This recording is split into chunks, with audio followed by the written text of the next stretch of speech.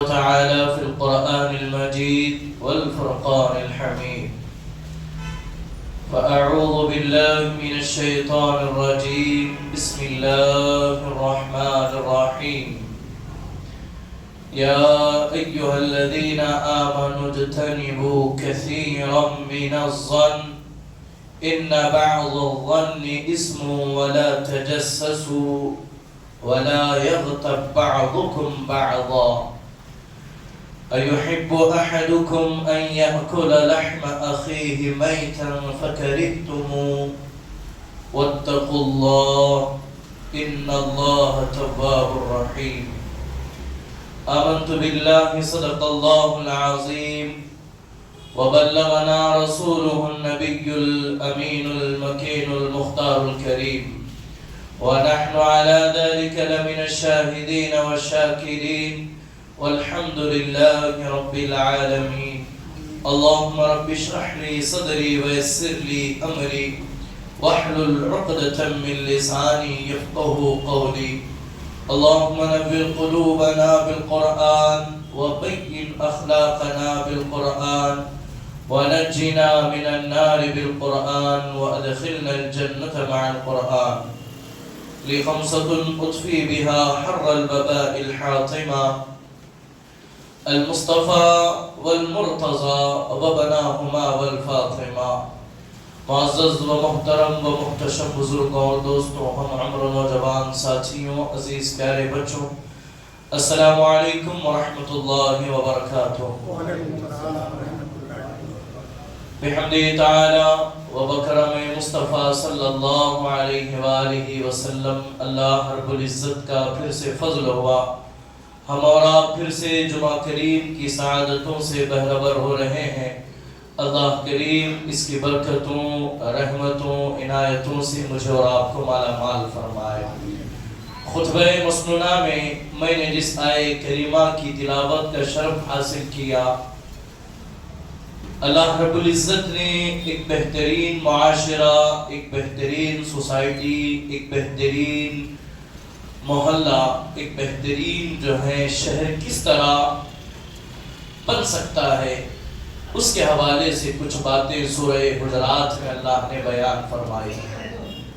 بلکہ اگر کوئی چاہتا ہو کہ وہ اپنے گھرانے کو، اپنے معاشرے کو، اپنی سوسائٹی کو اچھی طرز پر لے جائے، ایک اچھا اسے سنورتا ہوا اور نکھرتا ہوا کوئی دیکھنا چاہتا ہو، تو اسے چاہیے کہ وہ سورہ حجرات کی تفسیر پڑھے اور اس کے اندر جو باتیں اللہ رب العزت نے بندوں کو سکھائی ہے اسے اپنے لیے مشعل راہ بنائے. تو یقیناً اس سورہ حجرات کو جس سوسائٹی کے اندر عملی جامہ پہنایا جائے گا، وہاں ایک بہترین معاشرہ ابھرتا ہوا نظر آئے گا.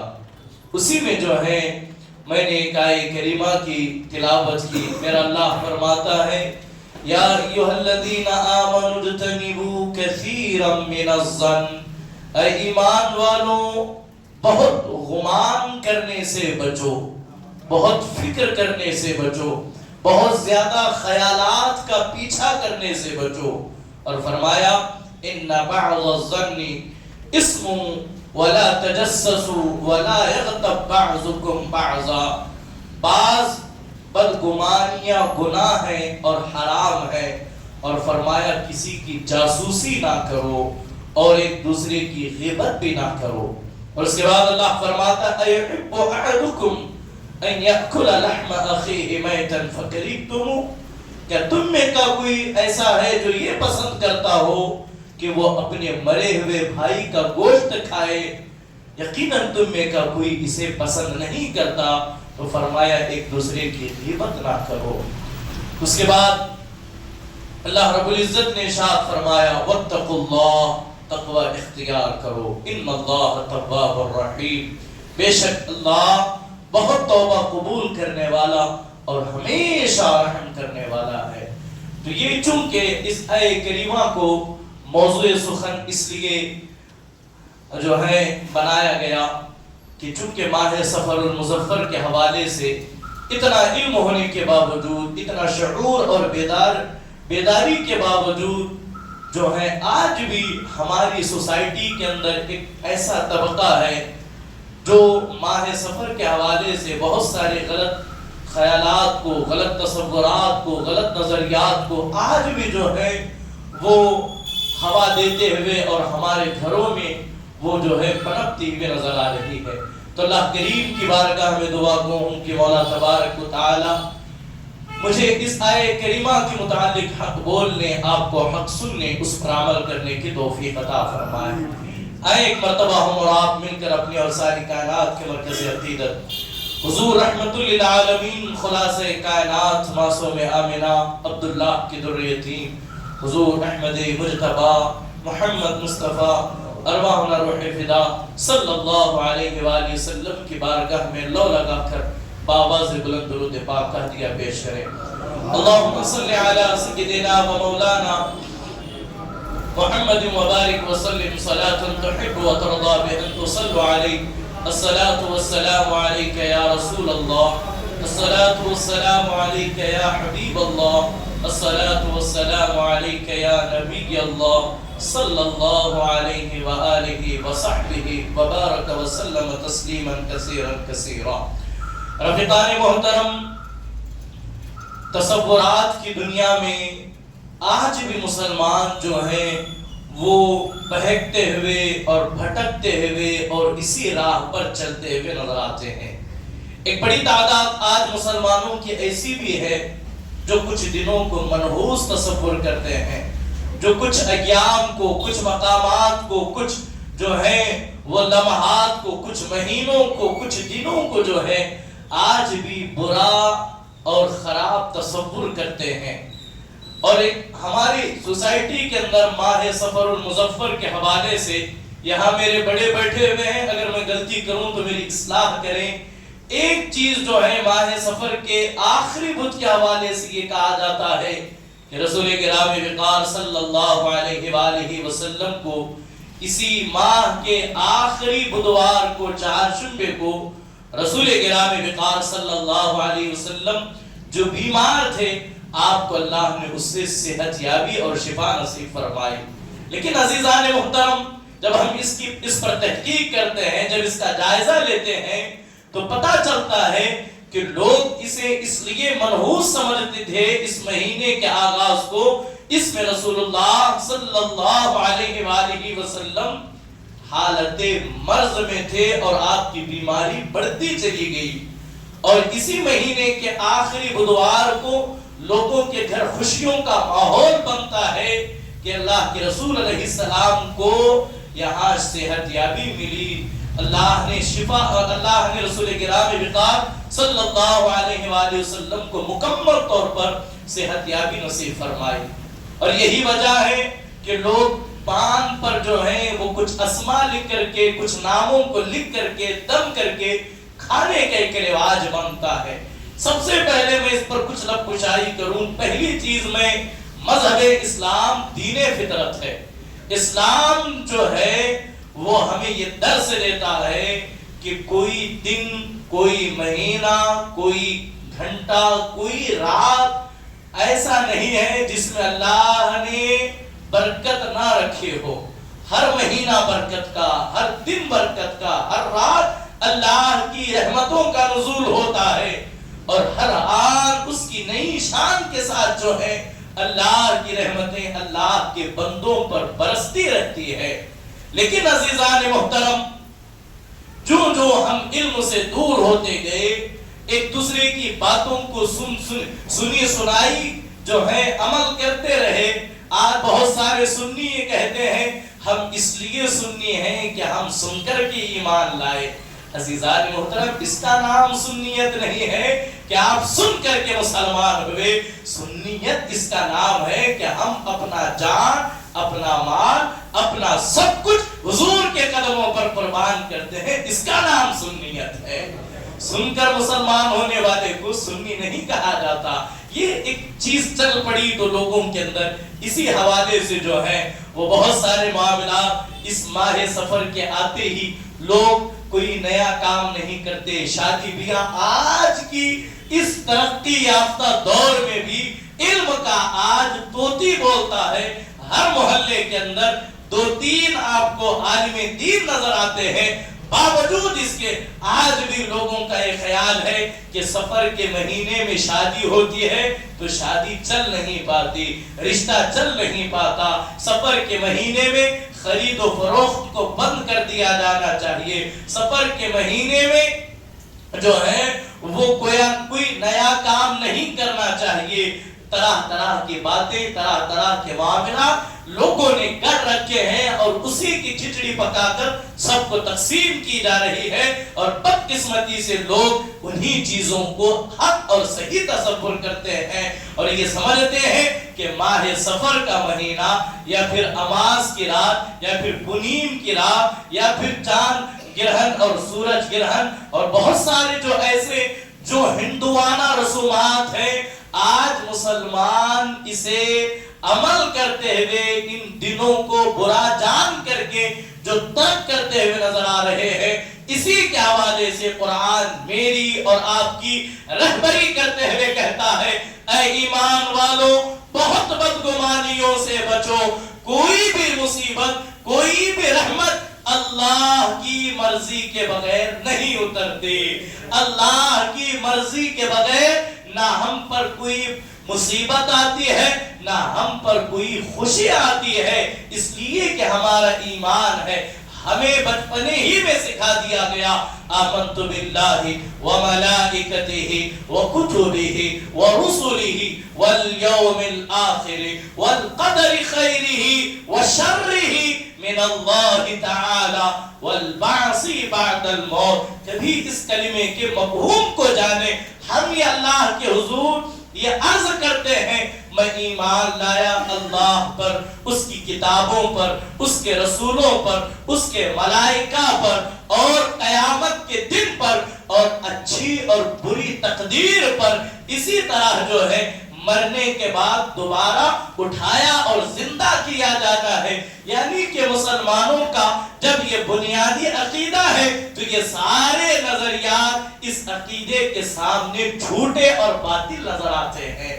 جن کا یہ عقیدہ ہو کہ اللہ ہی کی طرف سے جو ہے وہ خوشی ملتی ہے اور اللہ ہی کی طرف سے مصیبت آتی ہے. میں یہاں آپ کی توجہ چاہوں گا, جو لوگ یہ کہتے ہیں کہ یہ مہینہ سفر کا ہے اسی لیے ہم پر یہ مصیبت نازل ہوئی, یہ مہینہ سفر کا ہے ہم نے اس میں کاروبار شروع کیا یہی وجہ ہے نقصان ہوا. نہیں عزیزان محترم, اللہ کا ایک اصول ہے, اللہ جب کسی کو نقصان کی طرف لے جانا چاہے پوری دنیا مل کر کے بھی اسے فائدہ نہیں پہنچا سکتی, اور پوری دنیا مل کر کے بھی اللہ جو ہے کسی کو فائدہ پہنچانا چاہے, اللہ اسے نقصان کرانا چاہے تو اسے دنیا فائدہ نہیں پہنچا سکتی. اسی طرح جسے اللہ فائدہ دے اسے کوئی نقصان نہیں پہنچا سکتا. کوئی رات, کوئی دن, کوئی لمحہ جس میں اللہ نے جو ہے وہ منحوسیت کو رکھا, یہ عقیدہ غلط ہے, یہ عقیدہ برا ہے, یہ نظریہ خراب ہے. اس سے مسلمانوں کو بچنا چاہیے, اپنی نسل نو کو بھی اس سے بچانا چاہیے. خاص کر کے ماں بہن بیٹیوں کو اس طرف توجہ دلانی چاہیے اور انہیں بتانا چاہیے کہ ہم پر جو مصیبتیں آتی ہیں, ہم پر جو پریشانیاں آتی ہیں, ہم پر جو مصائب آتے ہیں اس کی 2 قسمیں ہیں. آپ توجہ کریں گے تو بات آپ کے سمجھ میں آئے گی. ایک مصیبت اللہ کی طرف سے آزمائش کے لیے آتی ہے, ایک مصیبت اللہ کی طرف سے آپ کو امتحان لینے کے لیے. ایک بندہ ہے عبادتوں میں مصروف ہے, اللہ پر سب کچھ قربان کرنے کے لیے تیار ہے, اللہ کے نام پر مر مٹنے کے لیے تیار ہے. اس کی زندگی نمازوں کے ساتھ, تلاوت قرآن کے ساتھ, سنت رسول کے ساتھ, حضور کی اتباع کرتے ہوئے گزر رہی ہے. اگر اس پر مصیبت آ رہی ہے, اگر اس پر پریشانیاں آ رہے ہیں, اگر اس پر مصائب کے پہاڑ ٹوٹ پڑ رہے ہیں تو سمجھ جائے یہ میری طرف سے, اللہ کی طرف سے میری طرف وہ مصیبتیں ہیں جو میرے ایمان کو کھنگالنے کے لیے، ایمان کو ٹٹولنے کے لیے، ایمان کا امتحان لینے کے لیے اللہ کی طرف سے آ رہی ہے کہ اللہ آپ کا امتحان، اللہ میرا امتحان اس انداز میں لینا چاہ رہا ہے جب میں اپنے بندوں کے خوش رکھ رہا ہوں، میرے بندے پر کوئی مصیبت نہیں، میرا بندہ جب خوشی میں ہے تو یقیناً میرا نام جس اچھے انداز میں لے رہا ہے، جس خوشی کے ساتھ لے رہا ہے، اللہ کی ذات یہ دیکھنا چاہتی ہے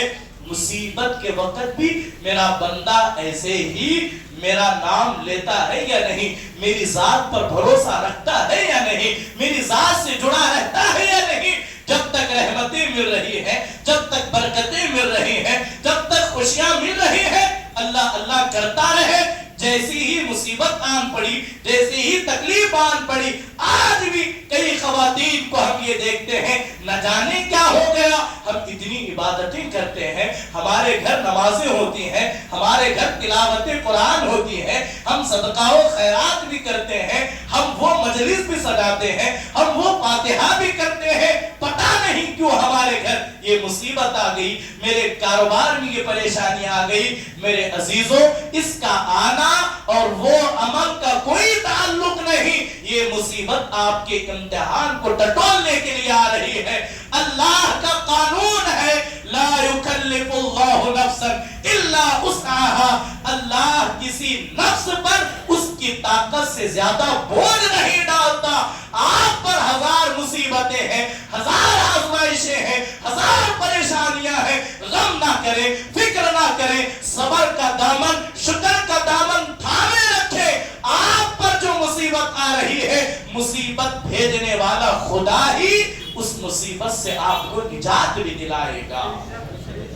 مصیبت کو دیکھ کر صبر کا، شکر کا دامن نہ چھوڑے اور زبان پر شکوہ نہ لے، اور جس دن انسان آنے والی مصیبت پر شکوہ کر گیا، جس دن انسان آنے والی پریشانی پر جو ہے وہ گلا کر گیا، اس کی تمام عبادتیں یقیناً وہ ضائع ہو گئی جو اللہ کی اس نے کی تھی۔ تو دوسری طرف، ایک طرف تو یہ امتحان کے لیے مصیبتیں آتی ہیں، ایک طرف آزمائش کے لیے۔ حضرت سیدنا مولا کائنات امام علی علیہ السلام سے کسی نے پوچھا، اے علی ہمیں بتائیں ہم پر آنے والی مصیبتیں، ہم پر آنے والی جو پریشانیاں ہیں، ہم اس میں فرق کیسے کریں کہ یہ مصیبت آنے والی ہمارے لیے امتحان ہے یا سزا ہے؟ امتحان آدمی کو پرکھنے کے لیے اور سزا انسان کے اعمال کا بدلہ ہوا کرتا ہے۔ ہمیں کیسا پتا چلے کہ یہ امتحان ہے یا سزا ہے، یہ آزمائش ہے یا سزا ہے؟ تو سیدنا مولا کائنات امام علی علیہ السلام نے جواب دیا، آنے والی مصیبتیں، آنے والی پریشانیاں، آنے والی آزمائش اگر تجھے اللہ کے قریب کر دے، اگر تجھے اللہ سے جوڑ دے، اگر تجھے سجدے پر گرا دے، تو سمجھ جائے یہ امتحان تھا، تو کامیاب ہو گیا۔ اور آنے والی مصیبت تجھے اللہ سے دور کر دے، تو قرآن پڑھتا تھا، تو نماز پڑھتا تھا، تو تلاوتیں، تو روزے رکھتا تھا، اور تو دیگر عبادتوں میں جو ہے وہ مشغول رہا کرتا تھا، اب تو اس سے دور ہو گیا، تو سمجھ جا یہ تیرے لیے سزا ہے۔ اللہ کے قریب آنا آزمائش ہے، اللہ سے دور جانا سزا اور مصیبت ہے۔ تو اب میں دوسری طرف آؤں، آنے والی مصیبتیں اللہ کی طرف سے وہ سزا بن کر کے آتی ہیں جو ہم نے اللہ کے ساتھ اعلان جنگ کیا ہوا ہے۔ اللہ اکبر۔ آج انسان کالی بلی کے راستہ کاٹنے سے تو ڈر جاتا ہے، لیکن بدقسمتی سے اپنے کالے کرتوت سے نہیں ڈرتا، اپنے کالے اعمال سے نہیں ڈرتا، اپنے کالے کردار سے نہیں ڈرتا۔ میرے عزیزوں، ہمارے ایک کالی بلی ہمیں کیا نقصان دے سکتی ہے؟ ہم پر جو مصیبت آ رہی ہے، ہم پر جو پریشانی آ رہی ہے، ہم پر جو بلائیں آ رہی ہے، یقیناً یہ ہمارے اعمال کا نتیجہ ہے۔ آپ مجھے بتائیں، آپ خود تصور کریں، آپ خود جائزہ لیں، جس گھر میں سال ہر سال قرآن کھلتا نہیں، تلاوت ہوتی نہیں، مصلی بچھتا نہیں، جو کبھی جمعہ کے علاوہ مسجد آتا نہیں، اس پر آزمائش کیسے آئے گی؟ اس پر تو سزا ہی مسلط ہوگی، اس پر اللہ کی طرف سے مصیبتوں کے وبال آئیں گے۔ تو المختصر اس بات کو مزید طول دیتے ہوئے اتنا عرض کروں، کوئی مہینہ، کوئی دن، کوئی رات، کوئی گھنٹہ منحوس نہیں ہے، برا نہیں ہے، غلط نہیں ہے۔ انسان اپنے اعمال کی وجہ سے بعض دنوں کو برا کر لیتا ہے اور بعض دنوں کو اچھا کر لیتا ہے۔ اگر اچھائی نصیب آ جائے، اگر خوشی میسر آ جائے، اس پر اللہ کا شکر ادا کرے، اور جب کبھی مصیبت آئے تو صبر کر جائے، اللہ بہت صلہ عطا کرے گا۔ تو میں عرض کر رہا تھا، تو اس ماہ سفر کے حوالے سے جو خرافات، جو بدگمانیاں جو لوگوں کے ذہنوں کے اندر پنپ رہی ہے کہ یہ مہینہ نحوست کا مہینہ ہے، اس مہینے میں بلائیں آتی ہیں، لوگ یہاں تک کہہ جاتے ہیں، حتیٰ کہ رسول اللہ صلی اللہ علیہ وآلہ وسلم بھی اسی مہینے میں بیمار ہوئے۔ عزیزان محترم، ان خیالات سے نکل آئے، مذہب اسلام کا اس سے کوئی لینا دینا نہیں۔ اگر آپ کی نظر میں حضور کے بیمار ہونے کی وجہ سے یہ مہینہ منحوس ہو رہا ہے تو میں آپ کی توجہ چاہوں گا اور ایک سخت جملہ آپ کے سامنے عرض کروں گا۔ انسان کے لیے بیماری بڑا مشکل کام ہے یا موت بڑا مشکل کام ہے؟ یقیناً موت انسان کے لیے۔ دیکھیں رسول اللہ اس میں بیمار ہوئے، لوگ کہتے ہیں کہ یہ اسی لیے منحوس ہے۔ تو میرے عزیزوں، اس مہینے کے بعد جو مہینہ آنے والا ہے اسے ماہ ربیع الاول کہتے ہیں۔ اسی مہینے میں تو رسول کرام وقار صلی اللہ علیہ وآلہ وسلم کا وصال با کمال ہوا۔ وہ مہینہ تو اس سے اور زیادہ منحوس ہونا چاہیے، لیکن نہیں۔ آپ جس خطے میں بھی جائیں، مسلمان ماہ ربیع النور کو حضور علیہ السلام کی آمد، حضور کی پیدائش کی خوشیاں مناتے ہیں۔ اور جو لوگ یہ کہتے ہیں کہ اس مہینے میں حضور کو صحت یابی ملی، ان کا یہ نظریہ اور ان کی تحقیق غلط ہے، جبکہ ماہ سفر کے اخیر ایام میں حضور علیہ السلام کا مرض بڑھتا گیا۔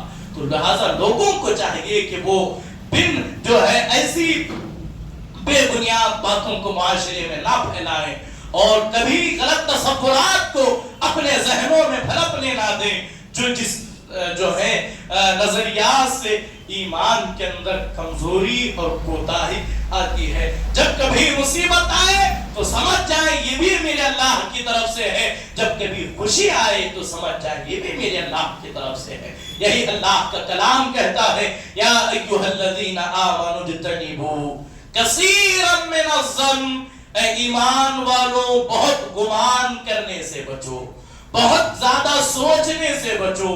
ان بعض الظن اسم ولا تجسسوا، فرمایا بعض گمان، بعض جو ہے وہ تمہارے خیالات، تمہارے نظریات، تمہارا تصور، تمہارے کیسز جو ہیں وہ گناہ ہیں۔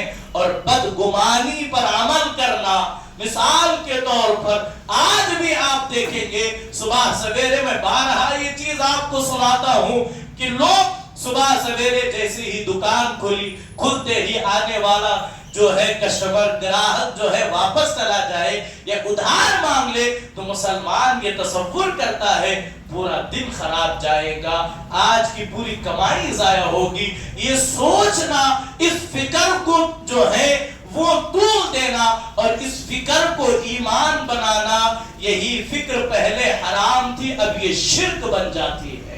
تو مسلمانوں کو اس سے بچنا چاہیے۔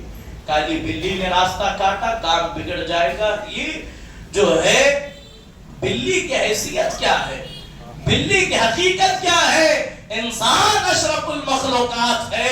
ایک بلی کے راستہ کاٹنے سے انسان کی تقدیر پر کوئی اثر نہیں پڑتا۔ تمہارا نقصان، تمہارا فائدہ، میری ساری خوشیاں، میرے سارے غم اللہ نے میرے پیدا ہونے سے پہلے ہی لکھ دیے ہیں۔ کوئی بلی کے راستہ کاٹنے سے، کسی کے ادھار مانگنے سے، کسی رات میں، کسی مہینہ ہمیں کوئی نقصان یا فائدہ نہیں پہنچا سکتا۔ اگر کوئی مہینہ، اگر کوئی بڑا حادثہ ہو جائے، آپ اسے جو ہے منحوس مہینہ کہنے لگے، تو کیا خیال ہے ماہ ذی الحجہ جس میں مسلمان حج کا اہم فریضہ ادا کرتے ہیں؟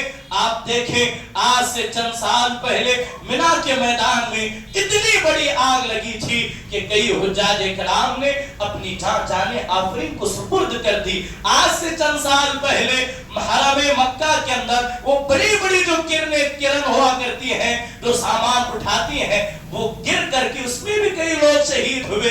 تو کیا مطلب یہ حادثہ پیش آیا تو کیا ہم اس مہینے کو منحوس کہیں گے؟ ہرگز نہیں۔ عزیزان محترم، ہر وقت کا ہر چیز جو ہے وہ اللہ کی طرف سے لکھ دی گئی ہے۔ بس مسلمانوں کو یہ فکر اور یہ نظریہ رکھنا چاہیے کہ مسلمان کبھی بھی کوئی غلط خیالات کو اپنے اندر آنے نہ دیں۔ اور اس کے بعد فرمایا وَلَا تَجَسَّسُوا، کسی کی جاسوسی نہ کرو، کسی کے پیچھے نہ پڑے رہو، کسی کے۔ اور فرمایا، اب دیکھیں مثال کے طور پر اس آیت کریمہ کو اللہ نے معاشرے کا حسن قرار دیا۔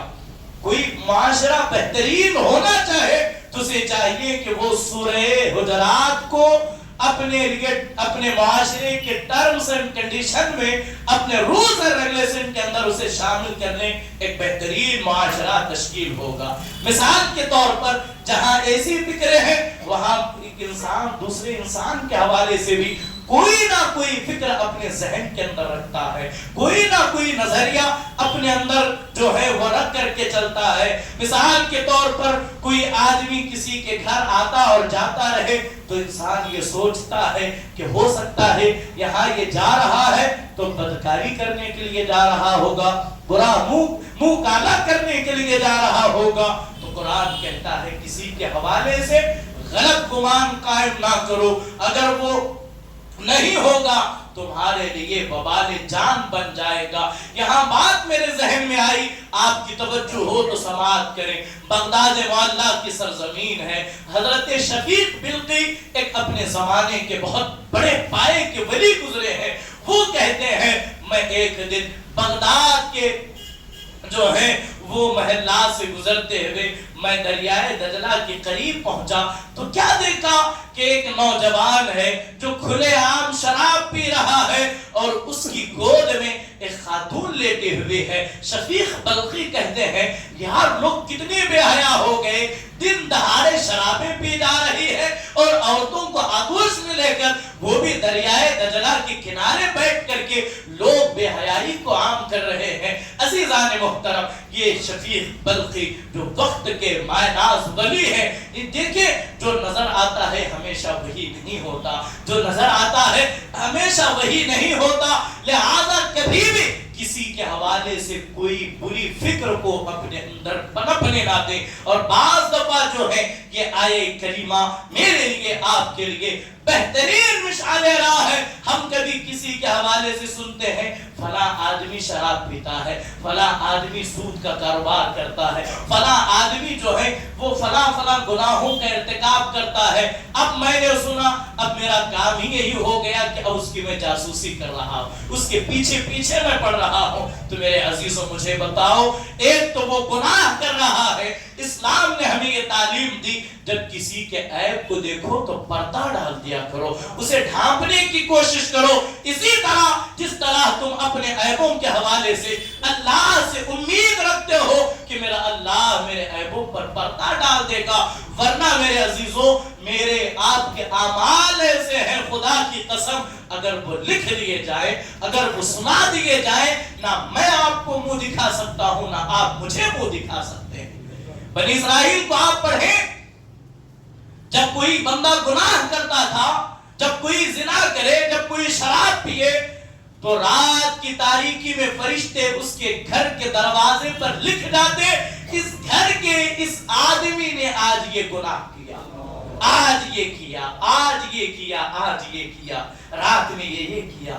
مجھے بتائیے اللہ کا ہم پر امت محمدیہ پر بڑا احسان ہے کہ اللہ نے ہمیں کبھی رسوا نہیں کیا، اور یہی وجہ ہے اللہ نے ہر نبی کی امت پر ایسا جو ہے اجتماعی عذاب نازل کیا، ایسا عذاب آیا کہ پوری امت ان کی ختم ہو گئی۔ لیکن امت محمدیہ کی خصوصیات میں سے یہ ہے، اللہ نے وعدہ کیا حبیب سارے نبیوں کی امتیوں کو ایک ایک گناہ پر ہلاک کر دیا گیا، اے حبیب آپ کی امت میں ہر گناہ ہوگا جو پچھلی امتوں میں تھا، لیکن حبیب آپ کی رحمت کے طفیل اجتماعی عذاب نہیں آئے گا۔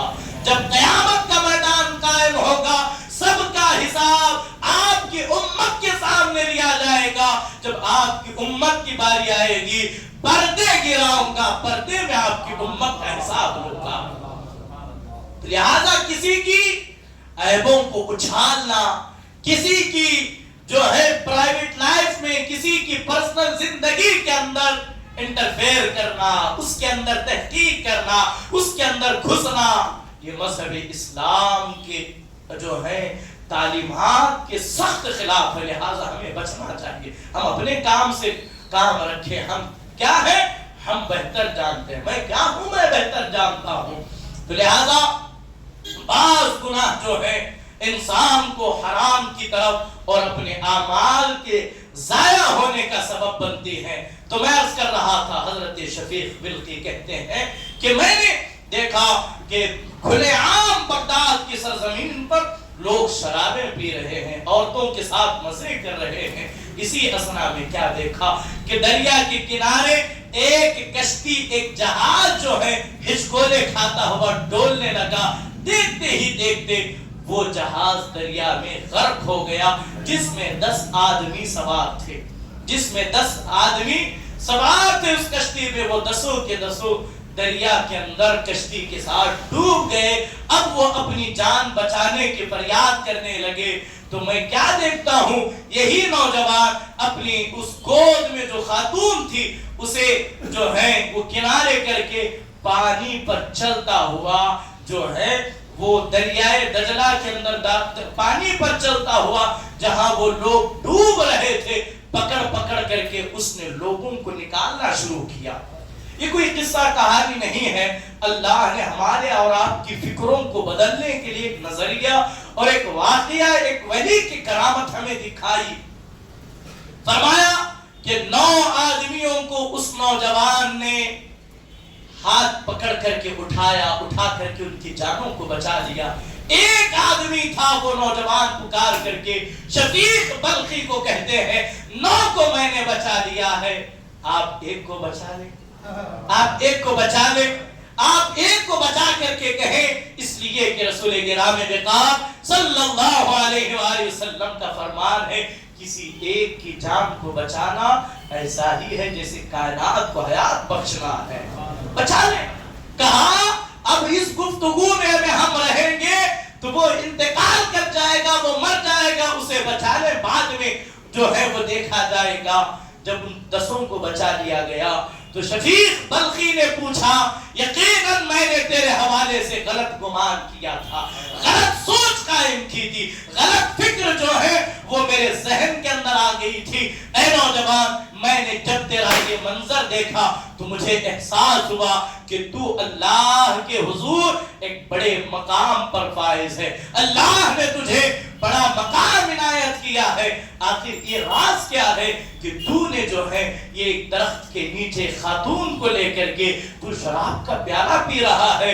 تو اس نوجوان نے کہا یہی تو مسئلہ ہے، ہم جو دیکھتے ہیں اسی کو سچ اور اسی کو صحیح تصور کرتے ہیں۔ دراصل جو خاتون میری گود میں تھی وہ کوئی اور نہیں بلکہ میری کمزور ضعیفہ ماں تھی جو کہ بیمار تھی۔ تو حکیموں نے کہا کہ جو ہے سمندر کی کنارے پر لے جاؤ، وہاں کی جو ہوا اور وہاں کی جو دھوپ ہے اس پر جب پڑھے تو یہ صحت مند ہونے میں انہیں جلدی جو ہے فائدہ ملے گا۔ اور کہا اور جو میں پی رہا تھا وہ پانی تھا، جو اپنی ماں کو پلا رہا تھا وہ دوا تھے۔ تو یقیناً یہ آیہ کریمہ ہمیں اس طرف سکھاتی ہے، ہمیں یہ بتلاتی ہے کہ ہم جلدی کسی کے حوالے سے کوئی غلط رائے قائم نہ کرے، کوئی غلط منصوبہ اپنے فکر کے اندر، اپنے ذہن کے اندر پنپنے نہ دے۔ اب یہاں پر دیکھیں تاریخ کا ایک انوکھا باب آپ کے سامنے رکھوں۔ حضرت سیدنا عمر فاروق رضی اللہ تبارک و تعالی عنہ مکی مدینہ منورہ کی گلیوں سے گشت کر رہے ہیں، کیا دیکھا؟ ایک گھر سے گانا گانے کی آواز آ رہی ہے۔ توجہ فرمائیں، ایک گھر سے گانا گانے کی آواز آ رہی ہے، جسے مکارم الاخلاق کے اندر جو ہے وہ نقل کیا گیا۔ حضرت فاروق اعظم رضی اللہ تعالی عنہ نے اس گانے کی آواز سنی۔ یقیناً اسلام میں گانے کو منع کیا ہے۔ بعض گانے ایسے ہیں جو حرام ہے، جو سننا حرام ہے۔ نوجوان بچے بچیاں بہت سارے ایسے گانے جن کے اندر کفر ہے وہ گا کر کے اپنی ایمان کو تباہ کر رہے ہیں، لہذا اس سے بچیں۔ اگر آپ کو شوق ہے گنگنانے کا، اللہ کا کلام پڑھیں، رسول اللہ کی نعتیں پڑھیں، رسول اللہ کی حضور جو ہے وہ اہل بیت اطہار کے حضور منقبت کے نذرانے پیش کریں۔ تو المختصر حضرت سیدنا عمر فاروق رضی اللہ تعالی عنہ نے جیسے ہی سنا آپ نے دیوار پھلانگی اور اس کے گھر کے اندر داخل ہو گئے، اس کے گھر کے اندر داخل ہو گئے۔ آپ نے کہا، او دشمن خدا، تو کیا سمجھتا ہے کہ تو شراب بھی پیے اور تو گانا بھی گائے، لوگوں کو تیرا یہ عیب نہیں نظر آئے گا؟ کیا تیرے اللہ عیبوں پر پردہ ڈالے گا؟ تو اس نوجوان نے کہا، اے عمر فاروق، عجلت نہ کریں، جلدی نہ کریں، جلدی نہ کریں، ذرا دیکھیں، یقیناً میں نے شراب پی کر ایک گناہ کیا، لیکن آپ تو تین جو ہے وہ گناہوں کا ارتکاب کر رہے ہیں۔ پہلی چیز کہتے ہیں کہ آپ نے اللہ کا یہ اصول نہیں سنا، کیا آپ نے یہ نہیں پڑھا کہ اللہ کے رسول، اللہ کا کلام کہتا ہے وَلَا تَجَسَّسُوا، کسی کی جاسوسی نہ کرو۔ آپ نے آواز سنی، میرے گھر کے اندر آپ میری جاسوسی کے لیے آ گئے۔ اور دوسرا کہا کہ اللہ تبارک و تعالیٰ فرماتا ہے وَقْتُ الْبُيُوتَ مِنْ أَبْوَابِهَا، کسی کے گھر میں بے اجازت داخل نہ ہوا کرو، کسی کے گھر میں بے اجازت جھانکا نہ کرو، کسی کی دیوار سے کان لگا کر اس کے گھر کی باتیں سنا نہ کرو۔ اور اس کے بعد فرمایا لا تدخلوا بیوتا غیر بیوتکم حتی تستأنسوا، کہ تم اپنے گھروں کے علاوہ دوسروں کے گھروں میں اہل خانہ کی اجازت کے بغیر داخل نہ ہوا کرو۔ جب حضرت سیدنا عمر فاروق رضی اللہ تعالی عنہ نے جب یہ سنا تو آپ نے کہا، یقیناً تو نے سچ کہا، یقیناً تو نے سچ کیا، میں تجھے ایک گناہ سے بچاتے ہوئے تین برائیوں کی طرف میں چل پڑا۔ تو آپ نے اسی وقت اللہ کے حضور اس سے جو ہے کہا کہ میں تجھے معاف کرتا ہوں، تو بھی اللہ کے لیے مجھے معاف کر دے۔ یقیناً عزیزان محترم، ہم کسی کے حوالے سے کوئی کسی کی برائی کو دیکھنے میں ہم خود برائی نہ کر بیٹھے، ہم کسی کے گناہ کو جاسوسی کرتے ہوئے دیکھتے دیکھتے ہم کہیں گناہ کی طرف تو نہیں جا رہے ہیں۔ یہ فکر ہمیں ہونی چاہیے، اس فکر کی طرف ہمیں آنا چاہیے۔ تو اسی لیے ہمیں یہ اصول دیا گیا، جب کسی کی اچھائی دیکھو تو اللہ کا شکر ادا کرو اور کہو اے اللہ اسے کسی اچھائی پر قائم رکھ اور مجھے بھی اس اچھائی کی توفیق دے۔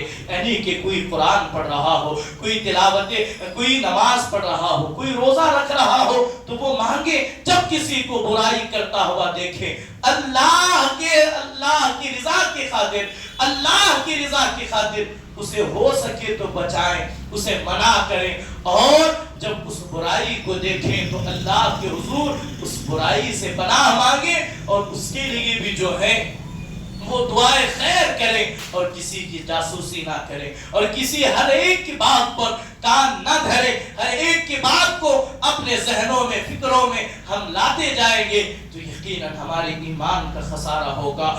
یہی اللہ کا کلام ہمیں کہتا ہے یا ایھا الذین آمنوا اجتنبوا کثیرا من الظن، اے ایمان والو بہت زیادہ بدگمانیوں سے بچو، بہت زیادہ برے خیالات سے، برے نظریات سے بچو، اس لیے کہ بعض نظریات گناہ ہیں، بعض حرام ہے اور بعض نظریات شرک ہیں۔ تو اپنی فکروں کو پاک رکھیں، اپنے نظریات کو پاک رکھیں، اپنا سب کچھ اللہ کے فیصلے پر راضی برضا ہو کر زندگی گزارنے کی کوشش کرے۔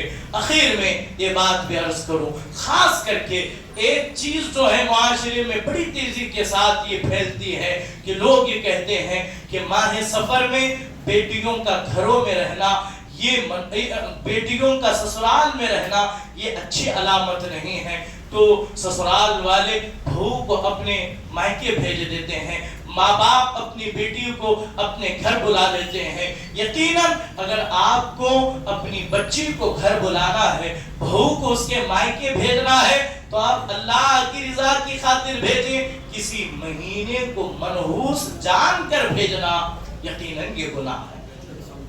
اس کی ہمیں فکر کر، ہاں یقیناً، اور ہو سکتا ہے بعض لوگ اس سے فائدہ بھی اٹھاتے ہیں، انہیں اٹھانے دیں، ان کی بچی کو ان کے گھر بھیجیں، کوئی مضائقہ نہیں ہے، کوئی اس میں خدشہ نہیں ہے، لیکن یہ نظریہ غلط ہے۔ بچی کو مائکے بھیجنا، بہو کو مائکے بھیجنا، بیٹی کو اپنے گھر لانا کوئی برا نہیں، آپ لائیں، لیکن کسی مہینے کو برا جان کر کے لانا یہ غلط ہے، یہ غلط ہے۔ آپ بلائیں، بالکل بلائیں، لیکن جو ہے خاص کر کے آج بھی مسلمان اماس کو، پنین کو، نیمبو کو، دھاگے کو، طرح طرح کے یہ ایسے غلیظات کے اندر مبتلا ہے۔ مسلمانوں کو اب تو بھی کم سے کم چاہیے کہ ان سے نکلنا ہے۔ کوئی لیمبو، کوئی دھاگا، کوئی نقصان یا فائدہ نہیں پہنچا سکتا۔ لیمبو کی حیثیت کیا ہے، لیمبو کے اوقات کیا ہے، وہ کسی کو نفع یا نقصان پہنچائے۔ اگر آپ کو لگے کہ مجھ پر جادو ہو گیا ہے، چونکہ جادو حق ہے، اس کے اثرات حق ہے، اگر آپ کو کہیں شک ہے، کہیں یقین ہو گیا کہ مجھ پر جادو کچھ ہو گیا، تو کوئی بات نہیں، اللہ کا کلام ہمارے لیے شفا بن کر کے آیا ہے۔ سورہ ناس، سورہ فلق پڑھ کر کے اپنے آپ پر دم کریں، اپنے بچوں پر دم کریں۔ یقیناً اللہ نے ان صورتوں کے اندر آسمانی اور زمینی تمام بلاؤں کا، تمام اثرات کا خاتمہ رکھا ہے۔ اب کبھی جو ہے ایسے خیالات آئیں، اللہ کی طرف رجوع کریں، اللہ کے حضور یہ تصورات کو اپنی اولاد کے اندر منتقل کریں۔ اچھائی اور برائی، خوشی اور مصیبت دونوں اللہ کی طرف سے ہے۔ خوشی آئے تو شکر کریں، مصیبت آئے تو صبر کریں۔ اللہ رب العزت ہمیں بدگمانیوں سے بچائے، اللہ رب العزت ہمیں برے خیالات، برے نظریات، برے جو ہیں وہ باتوں سے بچائے۔ اللہ ایمان پر استقامت، رسول کرام وقار صلی اللہ علیہ وآلہ وسلم کے طریقہ کار کے مطابق زندگی گزارنے کی توفیق عطا فرمائے۔ دوران گفتگو کوئی غلطی ہوئی ہو اللہ درگزر فرما کر اللہ ہم تمام کو عمل کی توفیق عطا فرمائے۔ وآخر دعوانا ان الحمدللہ رب العالمین۔